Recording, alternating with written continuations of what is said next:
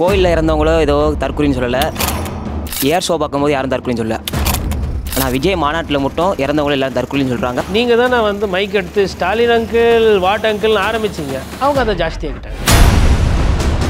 ஏன் அவர் சீக்கிரம் வர மாட்டேன்றார்? சீக்கிரமாக வந்துமே இதே மாதிரி அசம்பாவிதம் நடக்காது அப்படின்னு இப்போ இருக்கக்கூடிய கவர்மெண்டால் உத்தரவாதம் கொடுக்க முடியுமா? நீங்கள் நம்புறீங்களா இந்த அரசாங்கத்தை? நம்பல சார்.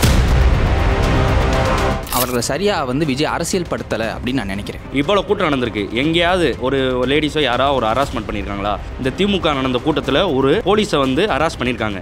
அப்போ எது பக்குவப்படுத்தப்பட்ட கூட்டம் சார்? நான் பத்திரிக்காரனா ஒரு உண்மை என்ன சொல்லணும்னா 10 பைசா பிரயோஜனம் கிடையாது.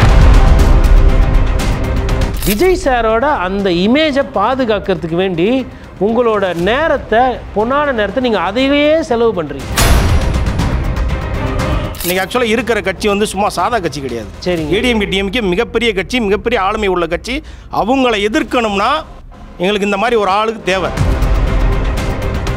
விஜய் அவர் பண்ணுற அரசியல் வந்து மாநில லெவலான அரசியல் தான் ஒன்றுமே பேசிகிட்டு இருக்காரே தவிர சிட்டி லெவலான அரசியல் ஒன்றும் அவர் அதிகமாக பேசுகிறது இல்லையோன்ற மாதிரி. அந்தந்த மாவட்டத்துக்கு போகும்போது தான் சார் அங்கே உள்ள அரசியல் பேசணும். இங்கே மதுரை நடத்தப்பட்டது வந்து மாவட்ட மாநாடு கிடையாது, மாநில மாநாடு. விஜய் அரசியல் வர்றப்ப அவருக்குன்னு ஒரு கிளியரான ஐடியாலஜியே இல்லை. இப்போ இங்கே மத்தியில் இருக்கக்கூடிய பாஜகவையோ இல்லை பாரதிய ஜனதா கட்சி அந்த ஆட்சியையோ அவர் பெருசாக விமர்சனம் பண்ணலன்றதும் இருக்கு. அவர் வந்து ஒரு பெரிய ஸ்டார். நீங்கள் இவங்களை வந்து அவங்களோட கம்பேர் பண்ணவே முடியாது. நீங்கள் இவங்களுக்கு கொடுக்கறத விட 10 மடங்கு பாதுகாப்பு அவருக்கு நீங்கள் கொடுத்துருக்கணும் அப்படின்னு தான் சொன்னாங்க. என்னமோ இவருக்கு ஒண்டி தான் தமிழகத்தில் கூட்டம் சேருதுன்ற மாதிரி அந்த ஒரு பிம்பம் இருக்குங்க. ரஜினி சாரை நடக்க விட்டு பாருங்க, இதே மதுரையில் கூட்டம் கூடலை அப்படின்னா நம்ம பேசுவோம்.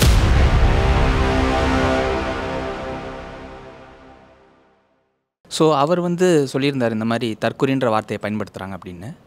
ஏன் அந்த வார்த்தையை பயன்படுத்துகிறாங்கன்னு நான் நினைக்கிறேன்னா, ரேம்ப் வாக்கில் போகிறப்போ அவர் மேலே ஏறி குதிக்கிறது, இது ஜென்ரேட்டர் மேலே ஏறுறது, இந்த மாதிரி இப்போ நான் எடிட்டர் சார் காமிச்சது மாதிரி ஒரு ஊடகவியலாளர் பேசிக்கிட்டு இருக்கிறப்போ நாகரிகமற்ற முறையில் நடந்துக்கிறது அவர் கூட. இதுக்கு காரணமாக நான் என்ன பார்க்குறேன்னா, அவர்களை சரியாக வந்து விஜய் அரசியல் படுத்தலை அப்படின்னு நான் நினைக்கிறேன். மேபி அவங்க சொல்லலாம் என்னென்னா வந்து நாங்கள் ஒரு ரொம்ப ஸ்டாராக பார்க்குறோம், அந்த கிரேஸ்னால் போகிறாங்கன்னு. நான் வந்து கொளத்தூர் மணி அவர்களை பார்க்குறப்பையோ சென்னையில் இல்லை ஸ்டாலின் அவர்களை பார்க்குறப்பையோ எனக்கு அவர் மேலே கிரேஸ், எனக்கு அவர் கை கொடுத்துட்டாரு அப்படின்ற அந்த கிரேஸில் தான் நானும் இருக்கிறேன்.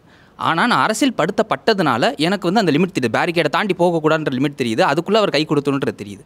ஆனால் அவர்கள் அரசியல் படுத்தப்பட்டால் இது மாறும்னு நினைக்கிறேன். விஜய் என்ன செஞ்சால் வந்து இது மாறும், அரசியல் படுத்துறதுக்கு அவர் என்ன செய்யணுன்றது எனக்கு தெரியுது. 1 மினிட் சார், இதுக்கு நான் ஆன்சர் சொல்கிறேன்.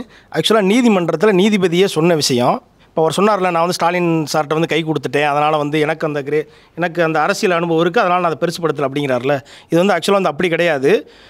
நீதிபதியே சொன்ன வார்த்தை, திரு விஜய் அவர்கள் வந்து நீங்கள் நினைக்கிற மாதிரி முதலமைச்சரோ இல்லை வந்து எதிர்க்கட்சி தலைவர் எடப்பாடி அவர்களோ கிடையாது.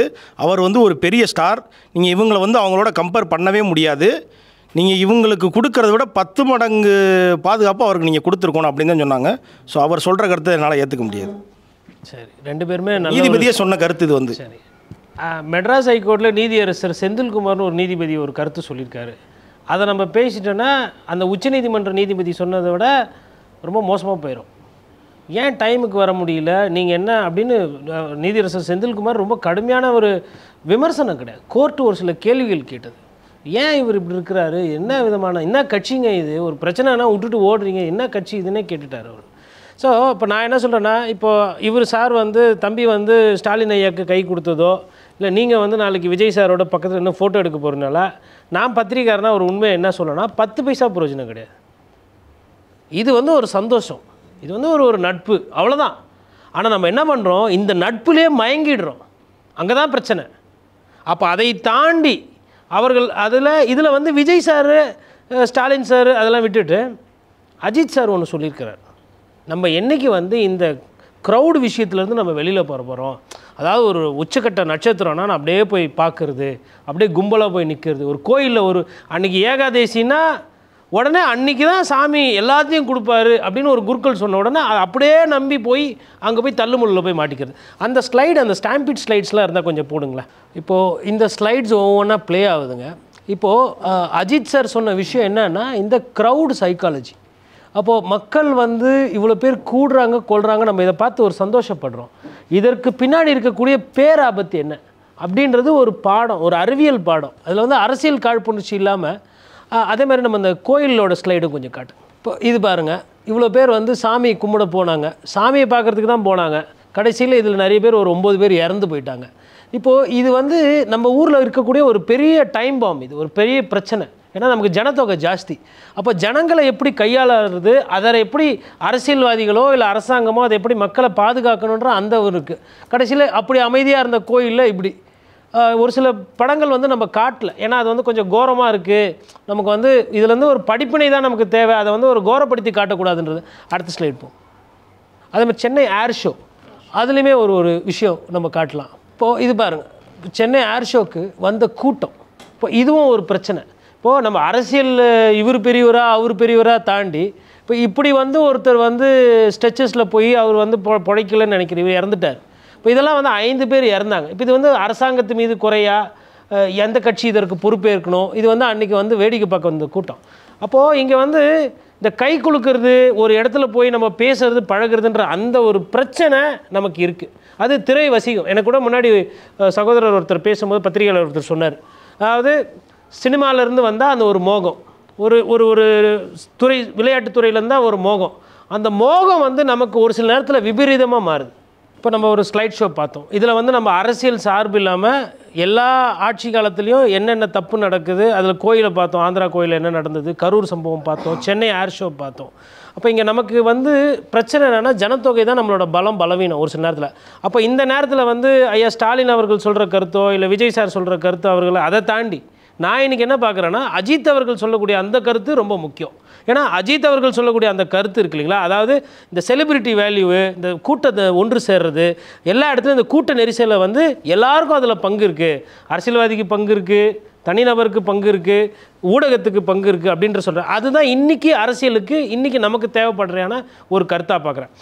அப்போ விஜய் அவர்கள் குறை சொல்லணுன்றதை விட அஜித் வந்து அதில் வேறு சில விஷயங்கள் சொல்லியிருக்காரு.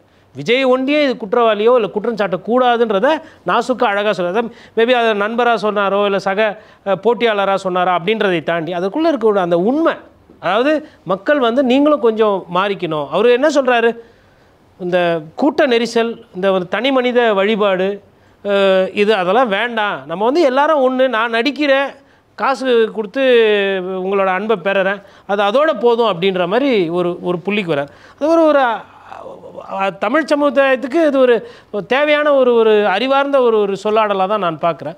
இப்போ அதை தாண்டி இதில் ரொம்ப இன்னொரு முக்கியமான ஒரு விஷயம் என்னென்னா, நம்ம ஊரில் இப்போ இந்த செலிபிரிட்டி வேல்யூ, அதாவது அரசியல் வாரிசு அப்படின்னா அதற்கு ஒரு வெயிட்டேஜ்.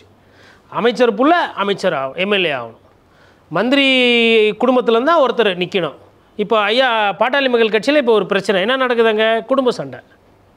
அப்போது எம்ஜிஆர் அவர்கள் சினிமாவிலேருந்து வந்தார், கலைஞர் அவர்கள் சினிமா கதை எழுதினார், அதுக்கப்புறம் அம்மையார் ஜெயலலிதா படத்தில் இருந்து வந்தாங்க, விஜயகாந்த் வந்தார், விஜய் வந்தார், ரஜினி வரல, கமல் இருக்கிறார். அப்போது சினிமா மோகம் என்பது அரசியலோடு சேருது.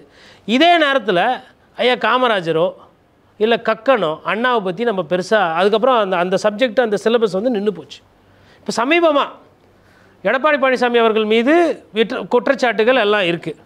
எடப்பாடி பழனிசாமி அவர்களை நம்ம வந்து ஏன் வந்து அதை பெருசாக பார்க்க மாட்டேன்றோம்.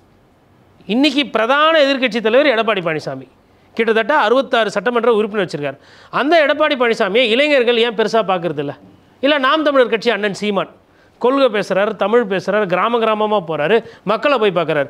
ஏன் அண்ணன் சீமானை நம்ம பெருசாக பார்க்குறது? ஏன் அப்படின்னா நமக்கு வந்து சினிமா மோகமோ இந்த செலிபிரிட்டி மோகமோ நமக்கு இளைஞர்களுக்கு உள்ளே இருக்குது. இதுதான் காரணம். இப்போ சீமான் வந்து உங்கள் ஊரில் வந்து தொழிற்சாலை இருக்குது, அதை வந்து பிரச்சனை, இதை வந்து எதிர்த்து நான் போராட்டம் பண்ணுறேன்னா அங்கே இருக்க இளைஞர்கள் வரது இல்லையே, ஊர் பிரச்சனையை பேச தானே வர்றாரு. இப்போ எதிர்க்கட்சி எடப்பாடி பழனிசாமி விவசாய நிலத்தை பார்க்க போனார், நெல்மணியெல்லாம் எப்படி நாசமாச்சு கொண்டு, அதை யாருமே பேச போகிறது. அதுக்கு இந்த மீடியா நெரேட்டிவோ சோஷியல் மீடியாவில் எதுவும் போடுறது இல்லையா. இப்போ நம்ம என்ன பண்ணுறோன்னா நமக்கு உண்டான தலைவர்களை ஒரு நம்மளை விட பெருசாக ஒருத்தரை பார்க்குறோம். அதுவே வந்து ஒரு குறுகிய மனப்பான்மை இல்லையா. சரி, அதாவது நடிகர்கள் வந்து நாடாளக்கூடாதுன்னு நான் சொல்லலை. அப்போ அடுத்த கேள்வி வரும், அப்போ நடிகர் வந்து முதலமைச்சராக ஓட்டு போட்டு எம்ஜிஆரை ஜெயிக்க வச்சாங்களே, அப்புறம் ஆந்திராவில் வந்துட்டு நடிகர்கள்லாம் இருந்தாங்களே அப்படின்னு. இறுதி எசமானர்கள் மக்கள்.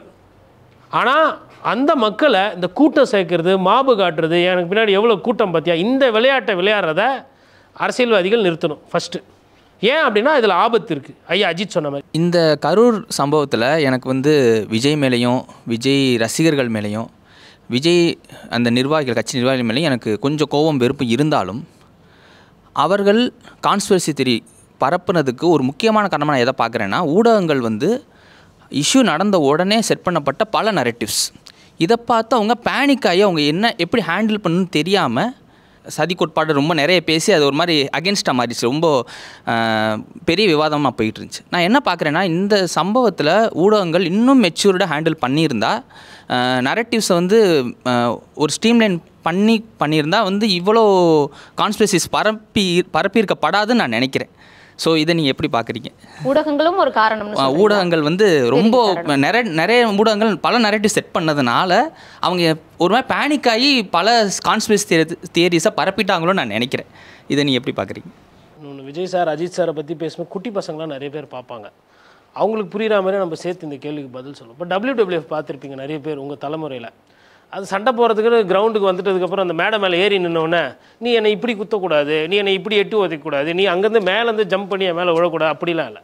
அரசியல் களம் என்பது நீங்கள் வந்துட்டவொன்னா லிட்ரலி வார். எங்கேருந்து ஆயுதம் வரும், எங்கேருந்து குண்டு வரும், எங்கேருந்து கத்தியில் குத்துவாங்கன்னு தெரியாது. அதில் ஊடகமும் அதில் ஒரு பங்கு அரசியலில். அப்படி இருக்கும்பொழுது நீங்கள் அரசியல்ன்ற ஒரு விஷயத்தை வந்து கண்ட்ரோலே பண்ண முடியாது. ஆனால் நரேட்டிவ்ன்ற ஒரு விஷயத்தை ஆளுமை அதிகமாக இருந்தால் செட் பண்ணுவாங்க. நான் உதாரணத்துக்கு ஒரு 2 எடுத்துக்காட்டு சொல்கிறேன். லல்லு பிரசாத் அவர்கள் மீது மாட்டுத்தீவன ஊழல் இருக்குது. இப்போ பாட்னா கோர்ட்டுன்னு நினைக்கிறேன். கோர்ட்டில் வந்து நீதிமன்றத்தில் பேசிக்கிறாங்க ஒரு ஊழல்வாதி அப்படி இப்படின்னப்போ, நானே ரிச்சாவில் வந்துக்கிறேன், சைக்கிள் ரிச்சாவில் காசு இல்லைன்னு சொல்லிட்டு ஒரு நகைச்சுவை அடிக்கிறாரு. அப்போ என்னென்னா, அந்த நரேட்டிவை வந்து ஒரு அரசியல் ஆளுமை வந்து தன் வசமாகவோ இல்லை தனக்கு ஏற்றாற்போல் மாற்றிக்கிறது. அப்போ அந்த நரேட்டிவை வந்து எல்லாருமே மாற்ற முயற்சி பண்ணுவாங்க. அப்போ அந்த நரேட்டிவை நீங்கள் எப்படி எங்கே செட் பண்ணுறீங்க அப்படின்றது. உதாரணத்துக்கு ஊழல் குற்றச்சாட்டுகள் இருக்குதுன்னு வச்சுக்கோங்க. தமிழகத்தில் இப்போ ஐயா ஆராசா மேலே இருந்தது, அம்மையார் ஜெயலலிதா மேலே இருந்தது, திமுகவில் ஒரு சில பேர் மேலே இருந்தது, அதிமுகவில் ஒரு சில பேர் மேலே. என்ன சொல்லுவாங்கன்னா, எங்கள் மீது வழக்கு பதிவுப்பட்டால் அது வந்து ஊழல் குற்றச்சாட்டு, அரசியல் காழ்ப்புணர்ச்சி, எதிர்கட்சியில் ஆகிட்டா அவர் குற்றவாளி. இந்த நரேட்டிவை எல்லா நேரத்திலும் எல்லா அரசியல்வாதிகளும் செட் பண்ணுவாங்க. இதில் மீடியாவுக்கு என்ன ரோல் இருக்குது அப்படின்னா, அவங்க பண்ணக்கூடியதை பிக் பண்ணுறதோ இல்லை நரேட்டிவ் செட் பண்ணுறதுன்றது அரசியலில் அது ஒரு பார்ட். நான் எல்லா நேரத்துலையுமே வந்து குறை சொல்ல மாட்டேன். எதுவும் குறிப்பாக தமிழகத்தில் ஒரு பெரிய பிரச்சனையாக அது பலமாக பலவீனன்றது மக்கள் தான் முடிவு பண்ணும். பட் நான் என்ன பார்க்குறேன்னா, அரசியல் கட்சிகளே ஊடகங்கள் நடத்துகின்றன. அப்போ அரசியல் கட்சிகள் ஊடகங்கள் நடத்துக்கும் போது அவர்கள் ஒரு அரசியல் சார்பு எடுப்பதுன்றது இயல்பு. இதை வந்து நம்ம போய் அங்கே வந்து நியூட்ரலிட்டியோ பியூரிட்டி பார்க்க முடியாது. ஆனால் இங்கே என்ன ஒரு பியூட்டினா, பொதுமக்களாகிய நமக்கு ஒரு சாய்ஸ் இருக்குது. அரசியல் செய்தி வேணும்னா அதை பார்க்கலாம், அரசியலுக்கு அப்பால் பொதுவாக பார்க்கணுன்னா அதற்கும் சாய்ஸ் இருக்குது. அது மாதிரி இருக்குது. அப்போ சார் வந்து எனக்கு முன்னாடி பேசும்போது ஒரு விஷயத்தை அழகாக கூட்டிகிட்டு காமிச்சார். சோஷியல் மீடியா வர்சஸ் மீடியா அப்படின்னும் போது, உதாரணத்துக்கு மீடியாவில் பார்த்தீங்கன்னா இந்த நரேட்டிவ் நீங்கள் கேட்டிங்க இல்லைங்களா, இப்போது ஒரு சம்பவம் ஒரு தள்ளுமுள்ள ஆயிடுச்சு. கோர்ட்டில் வந்து ஹைகோர்ட்டில் ஒரு காலத்தில் சண்டை நடந்தது. அப்போ காவல்துறையை கவர் பண்ணுற க்ரைம் ரிப்போர்ட்டு ஒரு ஸ்டாண்ட் எடுக்கிறாங்க. கோர்ட்டுக்கு போய் வழக்கறிஞர்கள் அவர்கள் கூட இன்ட்ராக்ட் பண்ணக்கூடிய அந்த கவர் பண்ணக்கூடிய ரிப்போர்ட்டர்ஸ் வேறு ஸ்டாண்ட் எடுக்கிறாங்க. அப்போ ஆஃபீஸ்லேயே என்ன ஆகிடும், ரெண்டும் இருதுருவமாக நிற்கும் போது பேலன்ஸ் ஆகும். அதுமாதிரி திமுக கவர் பண்ணக்கூடிய ஒரு ரிப்போர்ட்டர் இருப்பார், அதிமுக கவர் பண்ணுற ரிப்போர்ட் இருப்பார். இப்போ ஒரு கட்சியில் ஒரு பிரச்சனைன்னு வரும்போது இவர் அதிமுக சார்பாக என்ன சொல்கிறாங்களோ அதை அவர் வைப்பார், திமுக சார்பாக என்ன சொல்கிறாங்களோ அதை வைக்கும்போது பேலன்ஸ் ஆகும். ஆனால் அந்த மாதிரி நரேட்டிவ்ஸ் பேலன்ஸ் ஆகிருக்கு நிறைய நேரத்தில். ஒரு சில நேரத்தில் இன்றைக்கி என்ன ஆகுதுன்னா, குறிப்பாக சோஷியல் மீடியாவில் வந்து நீங்கள் நரேட்டிவை பேலன்ஸ் பண்ண முடியாது. ஏன்னா இப்போ நீங்கள் வந்து இப்போ ஒரு யூடியூபர் வச்சுக்கோங்களேன், நீங்கள் பாப்புலராக ஆகிட்டிங்கன்னா உங்களுக்கு என்ன தோணுதோ உங்களோட சொந்த கருத்தை நீங்கள் வைப்பீங்க. அதில் பேலன்ஸ் இருக்கா, நெரேட்டிவாக இருக்கா இல்லையா அப்படின்றதெல்லாம் பார்க்க முடியாது. முக்கண்ணை தரப்பினும் குற்றம் குற்றமே என கூறிய மரபு தான் நம்மளுது. நக்கீரர் வந்து நமக்கு அதை சொல்லி கொடுத்துட்டு போயிட்டார். நீங்கள் சிவனாக இருங்க, பெருமாளாக இருங்க, கோபாலனாக இருங்க, கிருஷ்ணராக இருங்க, யார் வேணா இருங்க, ஆனால் நீங்கள் பண்ணது தப்புனா தப்பு தான் அப்படின்னு அது மாதிரி கலாச்சார ரீதியாக நம்மளை வளர்த்து விட்டுட்டு இன்றைக்கி வந்து இவரை எதிர்த்து கேள்வி கேட்காதீங்க, அவரை எதிர்த்து கேள்வி கேட்காதீங்க, அப்போ நீங்கள் நெரேட்டிவாக பேசுகிறீங்க அப்படின்றதையும் நெரேட்டிவ் செட் பண்ணுறாங்க. இப்போ நீங்களே நாளைக்கு நியூட்ரலாக பேசுகிறீங்கன்னா உங்களை வந்து ஒரு திமுகவுக்கு சொம்பு 200 ஊப்பி இவர் சங்கியாக மாறிட்டார், ஃபுல்லாக அரை சங்கி பாதி சங்கி கலர் கலராக சங்கி. அப்புறம் அதிமுகவில் வந்து இவர் எடப்பாடி பழனிசாமிக்கு வேலை போயிட்டார், அவரே அடமானத்தில் இருக்கிறாரு, பாஜக கூட ஊதுகுள்ளெல்லாம் போயிட்டார். இது மாதிரி இதெல்லாம் வந்து இது என்ன, இதனால் 10 பைசா பிரயோஜனம் இருக்கா? ஆக்கப்பூர்வமான அரசியல் எங்கே அப்படின்னா. பட் ஆனால் இதை நம்ம கடந்து போயிட முடியாது. அவங்களுக்கு வேறு வேலை இல்லாமல் இல்லை மற்ற வேலைகள் இருந்தாலும் நம்மளுக்கு நேரம் எடுத்து நம்ம என்ன பேசுகிறோன்றதை பார்த்து கமெண்ட் பண்ணுறாங்களே அவர்களே நம்ம நேசிக்கணும். அதுதான் ஆக்கப்பூர்வமான அரசியல். ஐயாவான கொஸ்டின் சொல்லுங்கப்பா. ப்ரோ சொன்னார், அதாவது ஒரு பிஹேவ் பண்ணுறது எப்படின்னு. கோயிலில் இறந்தவங்களோ ஏதோ தற்கொலைன்னு சொல்லலை, ஏர் ஷோ பார்க்கும்போது யாரும் தற்கொலைன்னு சொல்லலை. ஆனால் விஜய் மாநாட்டில் மட்டும் இறந்தவங்களும் எல்லாரும் தற்கொலைன்னு சொல்கிறாங்க. அவங்க பண்ணுற பிஹேவியர் தற்கொலைன்றாங்க. இத்தனை ஷோலையும் தான் எல்லாமே தான் நடந்திருக்கு. அதை எதுவுமே பேசவே இல்லையா? கரெக்டான கேள்வி. நீங்கள் தானே வந்து மைக் எடுத்து ஸ்டாலின் அங்கிள் வாட் அங்கிள்னு ஆரம்பிச்சிங்க. அவங்க அதை ஜாஸ்தியாக்கிட்டாங்க. கோயிலில் நடந்தது வந்து ஐயோ அப்பா அம்மா சாமி அது மட்டும் பேசல சார். இல்லை பாட்டு கூட பாடினாரு. பாட்டும் பாடினார். 10 ரூபா அமைச்சர் செந்தில் பாலாஜியை பற்றி பாட்டு பாடினார். இப்போ நான் என்ன கேட்குறேன்னா, அப்போ அதற்கு எதிர் விதையான அரசியல் வரும். சரி, அதாவது நான் திரும்ப நீங்கள் இந்த வார்த்தைக்குள்ளே விமர்சனங்களுக்குள்ளே போகாமல் நம்ம இந்த நிகழ்ச்சியோட நோக்கமே நம்ம வந்து என்னென்னா மக்களுக்கு உண்டான அரசியல். அப்போது அதை விஷயம், அதாவது இதில் வந்து விஜய் பெரியவரா, ஸ்டாலின் பெரியவரா, இல்லை எடப்பாடி பழனிசாமி அவர் மீது இருக்கக்கூடிய விமர்சனம் என்ன, பிரதமரை பற்றி அப்படின்றதை தாண்டி நமக்கு உண்டான அரசியலை வந்து நம்ம வந்து அதை கொஞ்சம் ஸ்லோ டவுன் பண்ணி பார்க்கலாம் இல்லையா? இப்போ நீங்கள் கூட பாருங்கள், விஜய் வந்து உங்களோட ஒரு பிரதிநிதியாக நீங்கள் பார்த்து பேசுகிறீங்க. அவர் வந்து ஸ்டாலின் அவர்களை அவரோட பிரதிநிதியாக பார்த்து பேசுகிறாரு. உள்ளபடியே பார்க்கும்போது சந்தோஷமாக தான் இருக்குது. ஆனால் ஒரு லெவலுக்கு மேலே ஆக்கப்பூர்வமான அரசியல் இங்கே வருகிறதா என்பதுதான் என்னோடய கேள்வி. இதை தாண்டி, விமர்சனத்தை தாண்டி அரசியல் எங்கே, நடைமுறை எங்கே? இப்போ இந்த ஊர்லேயே வந்து உங்கள் ஊர்லேயே வந்து யாரோ ஒரு இளைஞர் வந்துட்டு ஏரியை சுத்தம் பண்ணியிருப்பார், பிளாஸ்டிக் அகற்றிருப்பார். அவர்களை பற்றி நம்ம குறைந்தபட்சம் நீங்கள் பேரெல்லாம் தெரிஞ்சு வச்சுக்கிறீங்களா? மரம் செடி கொடி நட்டு வச்சுருப்பாங்க, பறவைகள் மனிதன், தண்ணீர் மனிதன்லாம் பேர் வச்சுருப்பாங்க. அதெல்லாம் நம்ம தேடி கூட பார்க்குறது இல்லையே. அப்போ இவரை சொன்ன உடனே நம்ம கோவப்படுறோம். அதனால் இது வந்து அரசியல் ரீதியாக தான் பார்க்கணும். நீங்கள் இதெல்லாம் கடந்து போகணும். அவர்கள் உங்கள் மீது தற்கொலைன்னு விமர்சனம் வைக்கிறாங்கன்னா, நாங்கள் தற்கொலை அல்ல, தகுதியான இளைஞர்கள்னு காட்ட வேண்டிய இடத்துல நீங்கள் இருக்கீங்க. அதேமாதிரி நீங்களும் அவங்கள ஊழல்வாதி, குடும்ப அரசியல், ஜென்ம ராஜா குடும்பம் அப்படிலாம் நீங்களும் பேசுகிறீங்கல்ல. நீங்கள் வந்து அமைதியாக இருக்கிறது இல்லையா? பொழுதுக்கும் வந்து நீங்களும் வந்து திமுக வந்து விமர்சனம் பண்ணிட்டு தானே இருக்கிறீங்க. அப்போ எதிர் விமர்சனம் என்பது வரும். அதாவது எப்படி சொல்கிறதுனா, நல்லது பண்ணுற அதே டிவிகே கட்சிக்காரங்க இளைஞர்கள் வந்து நல்லதும் பண்ணுறாங்க. அதை மீடியா எதுவுமே கவர் பண்ண மாட்டேங்குது. இப்போ நீங்கள் கேட்குறீங்க, ஒரு மரம் வச்சவரோ கிளி வளர்க்குறவரோ இதெல்லாம் கேட்குறீங்க. ஆனால் அந்த அதே மாதிரி நல்லது பண்ண டிவிகேக்காரங்கள இளைஞர்களை யாருமே கவர் பண்ணல. எனக்கு முன்னாடி ஒரு இளைஞர் இன்னொருத்தர் நீங்கள் தான் கேட்டிங்களா, இன்னொருத்தர் கேட்டார், நாமக்கல்லில் வந்து மருத்துவமனையில் ஆள் இல்லை, பிரச்சனை இருக்குன்ட்டுன்னு. இப்போ நீங்கள் என்ன சொல்லுங்கள், அங்கே ஒரு 50-60 பேஷண்ட்டுக்கு மருத்துவம் கிடைக்காம, இல்லை கிட்னி ராக்கெட் அந்த மாதிரி ஒரு பிரச்சனை நடக்குதுன்னா, நான் அதை கவர் பண்ணவா? எங்களுக்கு 2 பேர் தான் இருக்கிறாங்க, நாங்கள் அதை கவர் பண்ணவா, இல்லை நீங்கள் மக்களுக்கு செய்கிறத அதை கவர் பண்ணவா? அதாவதுங்க, இந்த கையில் உதவி பண்ணுறது அத்த கை தெரியக்கூடாதுன்னு வாங்க.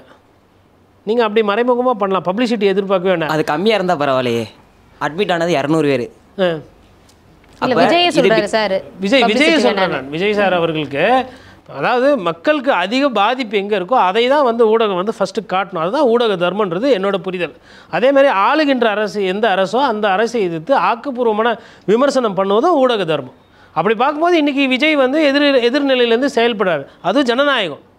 ஆனால் அவர் அந்த கூட்டத்தை சேர்க்கிற விதமோ, அவர் அந்த பிரச்சார தன்மையோ, என்னமோ இவருக்கு ஒண்டி தான் தமிழகத்தில் கூட்டம் சேருதுன்ற மாதிரி அந்த ஒரு பிம்பம் இருக்குங்க. அடிப்படையில் பேசுவோம். ரஜினி சாரை நடக்க விட்டு பாருங்கள், இதே மதுரையில் கூட்டம் கூடலை அப்படின்னா நம்ம பேசுவோம், கூட்டம்.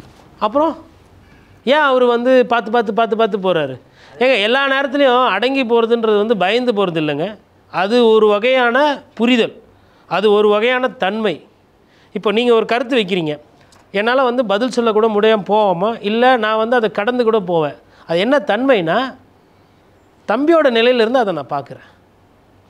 எனக்கு அரசியல் கூட தெரியும், நான் 20-22 வருஷம் பத்திரிகையாளர் இருந்தன்றது பொருள் கிடையாது. 2 பேரும் ஒன்று தானே, நம்ம அண்ணன் தம்பி தானே.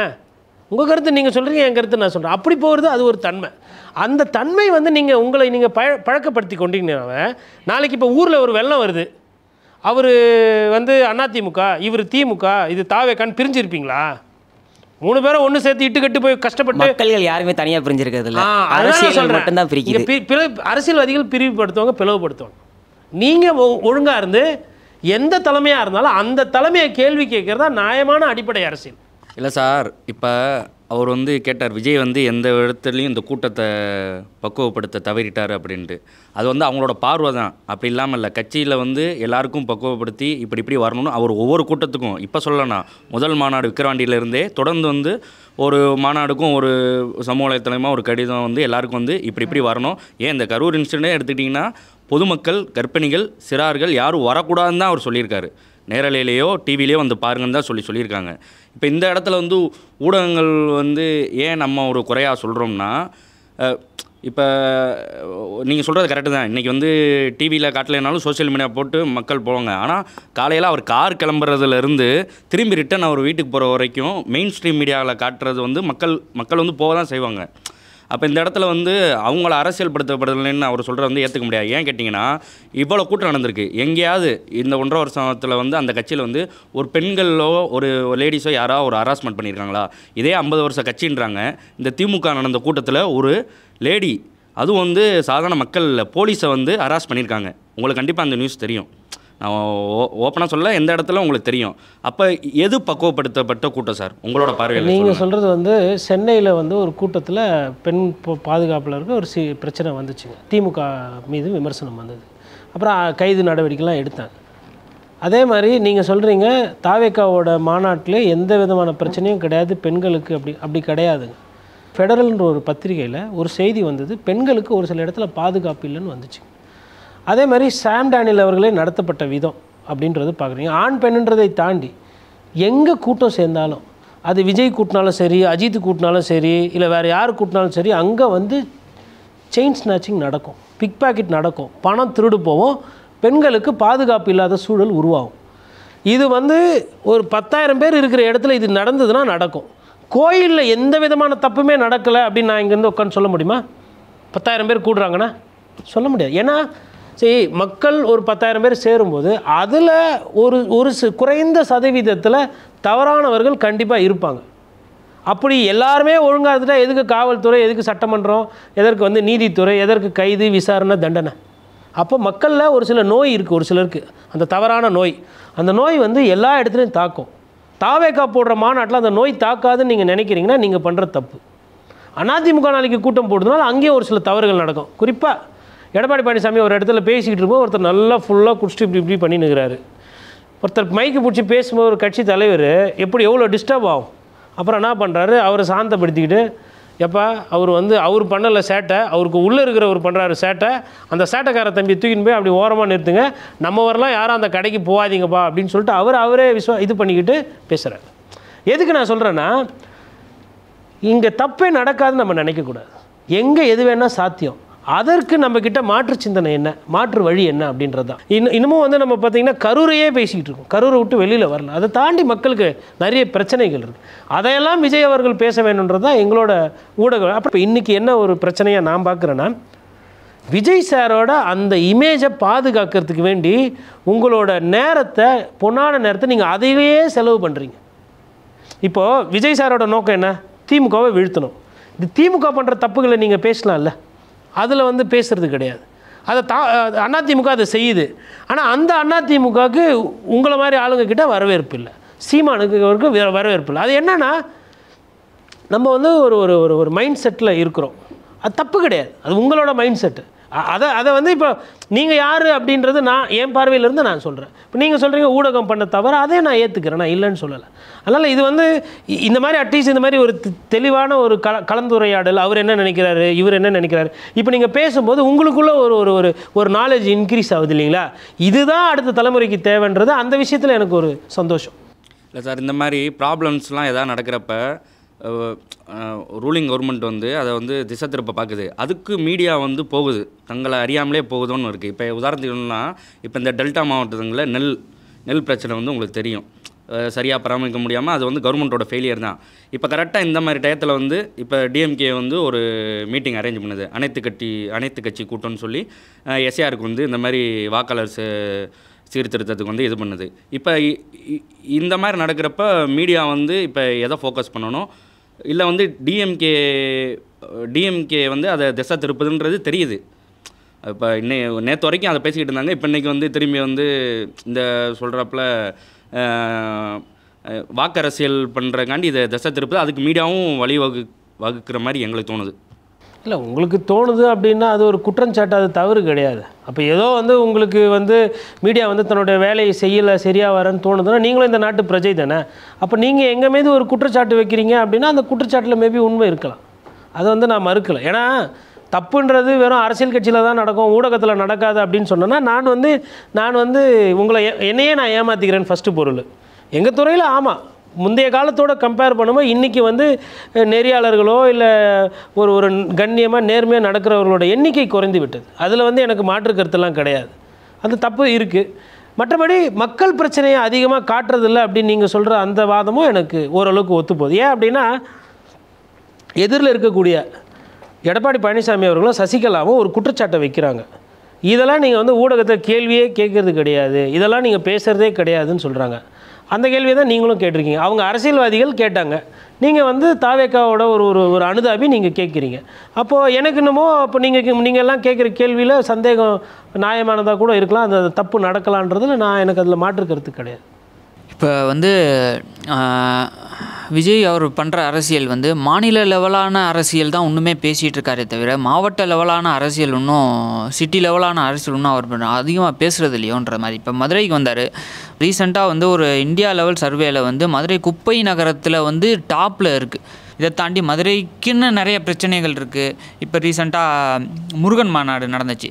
என்னதான் இருந்தாலும் நம்ம இங்கே இருக்க எல்லோரும் வந்து நம்ம போலரைஸ்டாக நம்ம இல்லை, ஒரு சார்ந்து இல்லை. ஆனால் இங்கே பிஜேபி வந்து அந்த அரசியல் பண்ணிக்கிட்டு இருக்குது. இப்போ அதை எதிர்த்து அவர் எதுவும் பேசுகிறதில்ல. அங்கே மக்கள் என்ன பிரச்சனை இருக்குது, அங்கே மக்களுக்கு என்ன ஒரு தேவை இருக்குது, அங்கே மக்களுக்கான இது வந்து என்ன பறிக்கப்படுதுன்னு அவர் கேட்டு கொஸ்டின் பண்ணாருன்னா அங்கே இருக்க மக்களுக்கு இன்னும் அவரை பின்னாடி நிற்கிறதுக்கு இன்னும் ஒரு இது இருக்கும்ல. அரசியலில் வந்து மொத்தம் 3 விதமான அரசியல் பொது பார்வையில். ஒன்று வந்து இந்திய திருநாட்டுக்கு உண்டான அரசியல், அது வந்து மத்தியில் இருக்கக்கூடிய ஆட்சியாளர்களை கேள்வி கேட்பது, ஏன்ப்பா வரி இவ்வளோ வாங்குறீங்க, வாங்கின காசுக்கு திருப்பி எதுவுமே செய்ய மாட்டேன்றீங்களேன்னு. அந்த அரசியலை வந்து விஜய் அவர்கள் பண்ணுவது கிடையாது. குறிப்பாக உதாரணத்துக்கு சொல்லணும்னா, பிரதமர் மோடி அவர்களை பற்றியோ இல்லை ஜிஎஸ்டி போன்ற விஷயங்களெல்லாம் வந்து அவர் பெருசாக விமர்சனமோ எதுவுமே கேள்வி வச்சது கிடையாது. அது ஒன்று, முதல் பார்வை. இன்னொன்று, மாநிலம் சார்ந்த அரசியல் என்று நீங்கள் சொல்லுவது அதுலேயுமே வந்து அவர் வந்து திமுக என்ற குடும்பம், ஸ்டாலின் அவர்கள் அவர் மீதான விமர்சனத்தை தான் அதிகமாக பேசுகிறார். அதுலேயுமே அவர் டெப்த்து போலன்றது என்னோட புரிதல். மூணாவது, அந்த மாவட்ட அளவிலான அரசியல் அது அவர் சுத்தமாக பண்ணலன்றது நான் வைக்கிறேன். ஆனால் இதில் விஜய் இதை முடிச்சிடறேன். இன்றைக்கி தேதியில் விஜய் அவர்களுக்கு இதெல்லாம் தெரியலன்ற மாதிரி நான் புரிஞ்சுக்கிறேன். ஏன் அப்படின்னா 888 கோடி கிட்டத்தட்ட ஒரு பிரச்சனை வந்தது, ஒரு ஊழல் குற்றச்சாட்டு, வேலை அப்படின்னு. அதை பற்றியெல்லாம் தாவேக்காலாம் வந்து முதல்ல சொல்லலை. இப்போ அவங்க வந்து ஒரு மேம்போக்கான ஒரு நுனி அரசியல் தான் பண்ணிக்கிட்டு இருக்கிறாங்க. அதை தாண்டி அவர்கள் குறைந்தபட்சம் ஒரு அறப்போர் இயக்கம் போன்ற ஒரு இயக்கம் எழுப்பக்கூடிய கேள்விகளோ இல்லை தனிநபர் பத்திரிகையாளர்கள் எழுப்பக்கூடிய கேள்விகளோ கூட தாவேக்கா எழுப்பலை. தாவேக்காக்கு தெரியல, தெரிஞ்சிருந்தால் அவங்க அதை பேசியிருப்பாங்க. இன்னொன்று, வழக்காடு மன்றத்தை தாவேக்கா வந்து அவர்கள் தேவைக்கு தான் இதுவரையிலும் போயிருக்காங்க.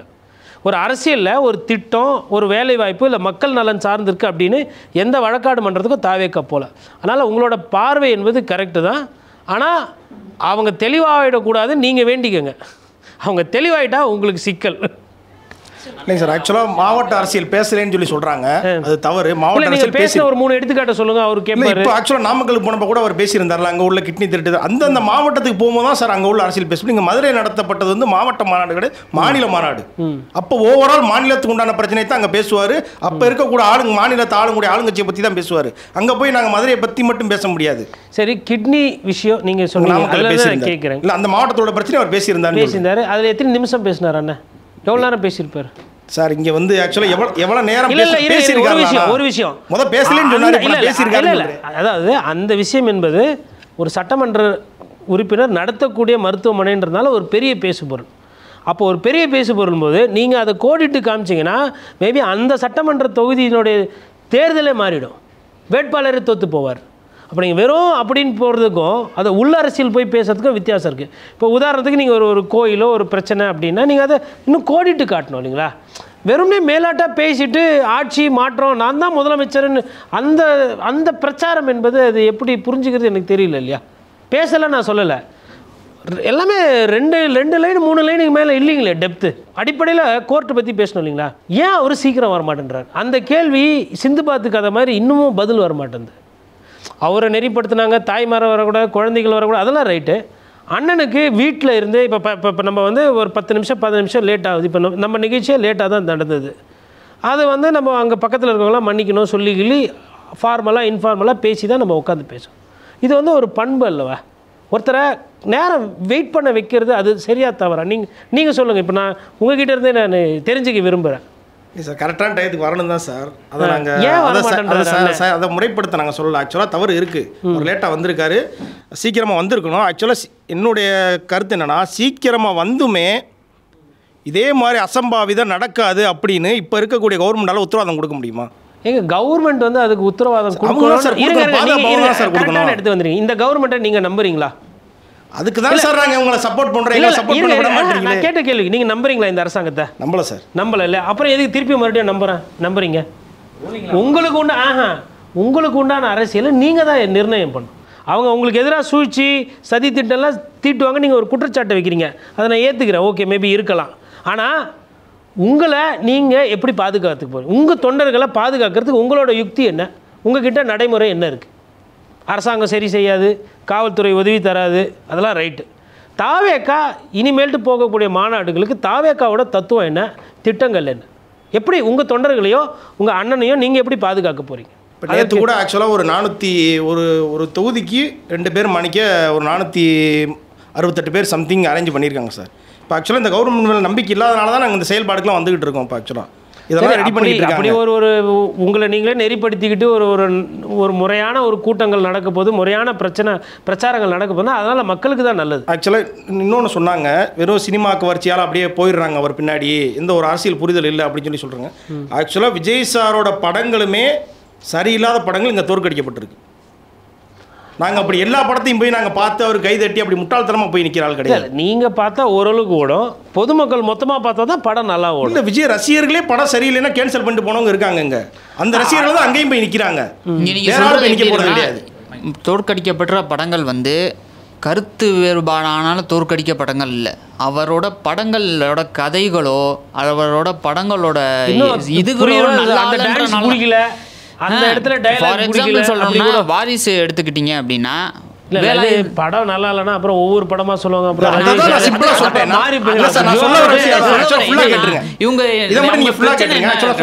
அது கிடையாது. அப்படி படத்தையே ஃபில்டர் பண்ணி தான் நாங்க பாக்குறோம். நீங்க வந்து எடுத்தவனே ஒரு பின்னாடி போயிட்டாரு அப்படின்னு சொல்றீங்க. இன்னொரு சொன்னீங்க, உங்க ஊர்ல வந்து நல்லவங்க இருக்காங்க, அவங்கள நீங்க வந்து ப்ரொமோட் பண்ணி கொண்டு போலாம்ல அப்படிங்கிற மாதிரி சொல்றீங்க. இன்னைக்கு ஆக்சுவலாக இருக்கிற கட்சி வந்து சும்மா சாதா கட்சி கிடையாது. ஏடிஎம்கே டிஎம்கே மிகப்பெரிய கட்சி, மிகப்பெரிய ஆளுமை உள்ள கட்சி. அவங்களை எதிர்க்கணும்னா எங்களுக்கு இந்த மாதிரி ஒரு ஆளுக்கு தேவை. இல்லை, அது அந்த ஒரு புரிதல் இருக்கனால தான் நாங்கள் அவர் பின்னாடி போகிறோமே தவிர வந்து முட்டாள்தனமாக அவர் வந்துட்டாரு துப்பாக்கி எடுத்து சுட்டுட்டாரு அப்படின்னா நாங்கள் என்ன கேட்குறேன்னா, நீங்கள் பயன்படுத்தக்கூடிய வார்த்தைகள் பாருங்கள். நீங்களே தான் தற்குறி சொல்கிறீங்க, நீங்களே முட்டாள்கள். ஃபர்ஸ்ட் நீங்கள் அதை எடுத்துக்கணும். சொல்கிறாங்கன்னு அவங்க வேண்டாம், அவங்க பயன்படுத்தினா நீங்கள் எதுக்கு பயன்படுத்துறீங்க? இப்போ நீங்கள் பயன்படுத்தும் போது என்ன ஆகும்? உதாரணத்துக்கு உங்களோட தம்பிகளோ இல்லை விஜய் அவர்களோட அவங்க அதை ஒரு சில வார்த்தைகள், கடின வார்த்தைகள் பயன்படுத்துகிறாங்க. கமெண்ட்ஸ்லாம் கூட பார்க்குறோம். இப்போ அதிமுகவில் ஒருத்தர் திட்டுறாருனாலும் திமுகவில் ஒருத்தர் திட்டுறாருனாலும் அதிமுக மைல்டாக திட்டுவாங்க, திமுக கொஞ்சம் மோசமாக திட்டுவாங்க. நீங்கள் இப்படியே போனால் அதை விட மோசமாக போயிடுவீங்க போல். அதனால் அந்த வார்த்தைகள் என்பது வந்து போட்டால் அள்ள முடியாது. பட் அதை தாண்டி யாருமே இங்கே வந்து புத்தி குறைவானவர்கள் அல்ல. இவரை பிடிக்கல, அவரை பிடிக்கல, அதனால் விஜயை நேசிக்கிறோம், விஜயை ஏற்றுக்கிறோம். அந்த வாதம் எல்லாம் கரெக்டு. பட் விஜய் சாரை பொறுத்தவரையிலும் அந்த ஒரு விஷயம் என்னன்னா, இன்னும் அந்த நெறிமுறை என்பது இன்னும் தேவைப்படுகிறது. அது யதார்த்தம் தான். அதே மாதிரி நீங்கள் வந்து உங்களுக்கு 100 விழுக்காடு ஒரு விஷயம் என்னென்னா, நீங்கள் அவங்கள நம்பலை. அதாவது ஆளுகின்ற அரசு எந்த அரசாக இருந்தாலும் நீங்கள் நம்பலை. அதுலேயும் கரெக்டு தான். ஏன்னா ஆட்சி மாற்றன்ற ஒன்று ஒரு கட்சி சிறப்பாக செஞ்சிட்டதுனால திருப்பிலாம் வாய்ப்பு கொடுக்கறதில்ல. பிடிக்கலன்னா தூக்கி போட்டு அடுத்த கவர்மெண்ட்டை கொண்டு வரது தான் தமிழக மண். ஒரு சில நேரத்தில் அது மாறி போயிருக்கு. பட் பை அண்ட் லார்ஜ் பிரதானமாக பார்க்கும்போது இருக்குது. பட் கட்டமைப்பு நீங்களே சொன்னீங்க, கட்டமைப்புன்னு வரும்போது விஜய் சாருக்கு வந்து இன்னும் போதிய அளவு இல்லை அப்படின்றது நிதர்சனமான உண்மை. உதாரணத்துக்கு கரூரில் விஜய் சார் பிஸியாக இருக்கார், இல்லை பிரச்சனையில் இருக்கார், இல்லை ஒரு மன வருத்தத்தில் இருக்கார். அப்போ யாரும் போய் பார்க்கல கொள்ளன்ற அந்த ஒரு குற்றச்சாட்டு வந்ததில்ல. அதெல்லாம் வந்து இனிமேல் சரி செஞ்சு அது பண்ணாங்கன்னா பிரச்சனை இருக்காது. அவர் மேலே ஒரு குற்றச்சாட்டு வைக்கிறோம்னா அதை அவர் எப்படி நெறி செய்யணும், அடுத்து அதை வந்து நாங்கள் எப்படி மாற்றுவோன்றதை தான் நம்ம எதிர்பார்க்குறோம். பதிலுக்கு வந்து இங்கே இவங்க எப்படி பண்ணுறாங்க, நீங்கள் அதை கேட்க மாட்டிங்களா, இவங்க அதை நம்மளும் கேட்கணும், அவங்களும் கேட்கணும். இப்போ நம்ம ஒரு குற்றச்சாட்டு வைக்கிறோம், ஒரு சைடில் வைக்கிறோம் அப்படின்னா அந்த குற்றச்சாட்டை எப்படி நம்ம சரி செய்யலாம்? சரி, இப்போ விஜய் சார் ஒரு சில குற்றச்சாட்டுகள்லாம் வைக்கிறாரு, வாரிசு எரிசல் ஊழல்லாம் இருக்குன்னு. அதற்கு வந்து தற்குறின்ற பதில் தான் பதிலா? நம்ம பதில் இல்லை. மாற அதுதான் மாட்டோம், சொல்றேன். நம்ம இப்ப திருந்த அந்த மாட்டோமா? குற்றச்சாட்டு இப்ப எங்க சைடுல இருந்து இல்ல, வைக்கிறாங்க. அதெல்லாம் இருக்குதுண்ணா. இப்போ ஐயா செந்தில் பாலாஜியை பற்றி நான் எப்படி புரிஞ்சுக்கிறேன்னா, மடைமாற்று வேலையும் நடக்குதுன்ற மாதிரி புரிஞ்சுக்கிறேன். இப்போ அவங்க வந்து டைமுக்கு வர மாட்டேன்னா அதுக்கு பதில் சொல்லாமல் வேற ஒன்று, ஊழல்னு வரும்போது நீங்கள் அதற்கு பதில் சொல்லாமல் நாங்கள் தான் கொள்கையில் சிறப்பானவர்கள். அப்போது அடிப்படையில் நமக்கு ஒரு இளைஞர்களாக இந்த அரசியல்வாதிகள்லாம் வந்து சந்தேகப்படணுன்ற அந்த இடம் தோணுது இல்லைங்களா? அது எப்படி புரிஞ்சுக்கிறது? அதை தான் நானும் சொல்கிறேன். அதாவது நம்ம இங்கே வார்த்தைகளை தாண்டி நம்ம அரசியலுக்கு போக மாட்டோம், இன்னும் வார்த்தைகளில் தான் பேசிகிட்டு இருக்கோன்ற மாதிரி தான் எனக்கு ஒரு இது. டிஎம்கே பின்னாடி நிற்கிறோம் அப்படின்னா, ஆர் ஏடிஎம்கே பின்னாடி நிற்கிறோம், ஆர் இவங்க என்டிகே பின்னாடி நிற்கிறோம்னா, ஈச் ஹேவ் ஓன் ஐடியாலஜி, அவங்கவுங்க ஐடியாலஜிக்கு பின்னாடி நிற்கிறோம். இது எல்லாமே வந்து நமக்கு வந்து அண்ணா ஐடியாலஜி, அண்ணா பெரியார் இவங்க வழியிலேருந்து 50 வருஷமாக வந்து ஊழல் இருந்தாலும் சரி, இது இருந்தாலும் எந்த ஐடியாலஜிக்கு பின்னாடி நிற்கிறோன்ற ஒரு ஐடியா இருக்குது. பட் ஆனால் விஜய் அரசியல் வர்றப்ப அவருக்குன்னு ஒரு கிளியரான ஐடியாலஜியே இல்லை. இப்போ இங்கே ஒரு இல்லைன்றாங்களே சார். இப்போ வந்து டிவி கேட்க ஐடியாலஜி இல்லை, ஆனால் சீமானுக்கு ஐடியாலஜி இருக்குது. இவங்க கேட்டாங்க மாநில ரீதியாக தான் அவர் பேசுகிறாரு, மாவட்ட ரீதியாக பேச மாட்டேங்கிறாரு. மாவட்ட ரீதியாக பேசுகிறது சீமான் ஒரு ஆள் எல்லா இடத்துலையும் போய் நிற்பார்.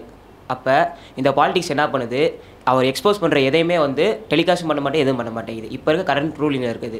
யாரோட பேச்சு எக்ஸ்போஸ் பண்ண மாட்டேங்குது? சீமானோட பேச்சு எக்ஸ்போஸே பண்ண, அதாவது வெளியில் காட்டலை அப்படின்ற ப்ராப்ளம் என்னன்னா, இப்போ சீமானோட பேச்சு எக்ஸ்போஸ் பண்ண மாட்டேங்குது இல்லை, அவர் வந்து ஒரு நல்ல வாதம் வைக்கிறாருன்னா 4 கெட்ட வாதம் அது கூடயே சேர்த்து வைக்கிறார். இப்போ பிரச்சனை என்னென்னா, மக்கள் வந்து அவரோட நல்ல வாதத்தை எடுத்துக்கிறதுக்கு பதிலாக அவரோட கெட்ட வாதத்தை தான் ஃபோக்கஸ் பண்ணுவாங்க. ஃபார் எக்ஸாம்பிள் உங்களுக்கு சொல்லணும்னா வந்து, முன்னாடி வந்து பெரியாரிஸ்ட் அரசியல் தான் அவருமே பேசினார். இப்போ திடீர்னு வந்து அதை பெரியார் இந்த மாதிரி ஆள், அந்த மாதிரி ஆள் அப்படின்னு அவர் ஒரு அதை மட்டும் பேசுறது இல்லைல்ல, எல்லாத்தையும் தானே பேசுறாரு. இப்போ அதாவது நான் ஒரு விஷயம், இப்போ நீங்கள் ஒருத்தரை பற்றி படிக்கிறீங்க, ஒருத்தரை பற்றி பேசுகிறீங்கன்னா ஃபஸ்ட்டு பார்க்கும்போது ஃபுல்லாக தெரியாது, பழக தான் தெரியும்.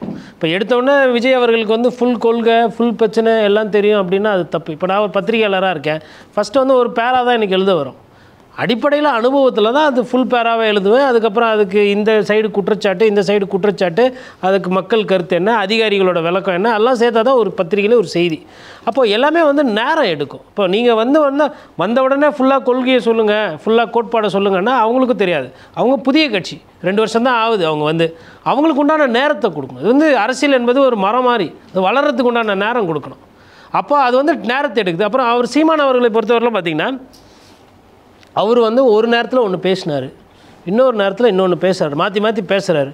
அது அவரோட தனிப்பட்ட கருத்து, அவரோட மனநிலை, இல்லை அவர் புரிஞ்சுக்கிறது.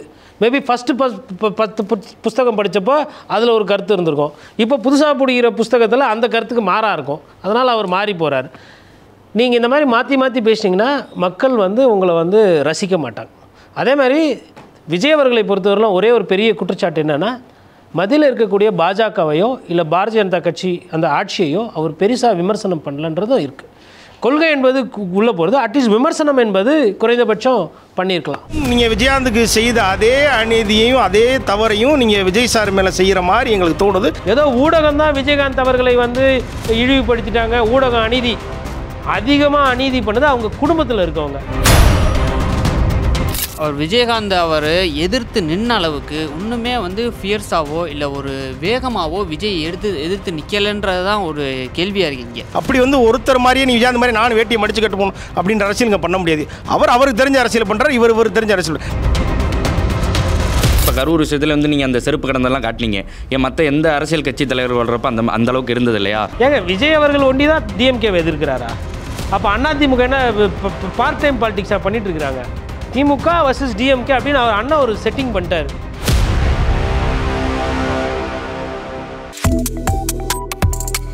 Subscribe to One India and never miss an update.